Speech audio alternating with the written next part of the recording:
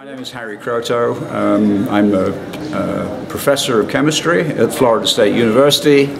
I spent 37 years in the UK at the University of Sussex, and I'm here at this conference on nanomedicine, giving a lecture, a presentation. I gave a presentation on two things.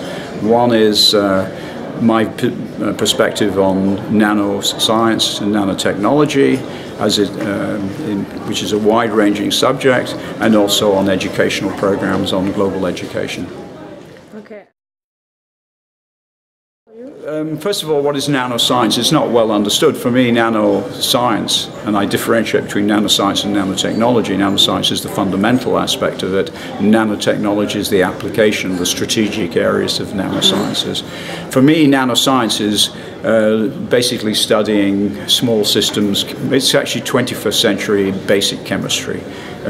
We've spent 100, 200 years developing our understanding of chemistry and synthesis and creating complex molecules. In the next phase for me, nanoscience, that nanochemistry, if you wish, will be creating more complex molecules with function, that things can do something. And most of the molecules and drugs that we have at the present time are relatively complex and difficult to synthesize, many of them, but they're actually relatively simple compared to things like hemoglobin, which is a protein which has function. It's a molecular machine, or ATP synthase.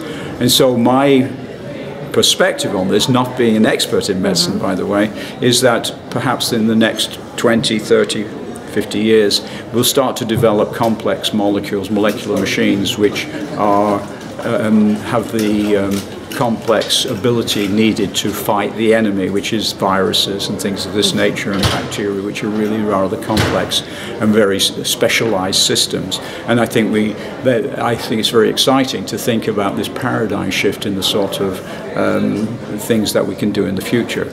But nanoscience itself is not well understood. It's basically, I think, in many ways, it's bottom-up assembly, and that's chemistry. So it's not new.